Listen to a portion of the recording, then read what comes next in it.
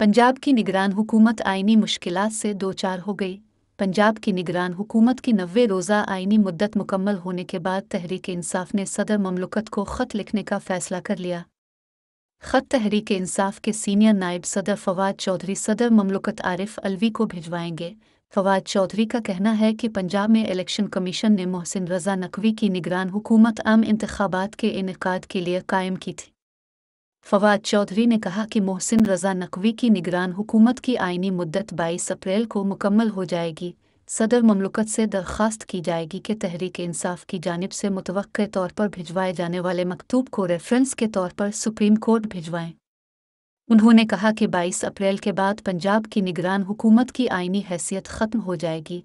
तहरीक इंसाफ इस मामले पर अदालत उज़्मा से इस्तदा करेगी कि पंजाब और खैबर पख्तूनख्वा की निगरान हुकूमतें इलेक्शन कराने के अपने मैंडेट को पूरा करने में नाकाम हो चुकी हैं।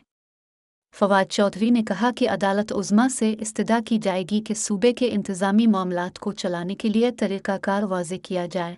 22 अप्रैल के बाद मोहसिन रज़ा नकवी और उनकी काबीना के तमाम इक़दामात गैर आइनी और कानूनी होंगे।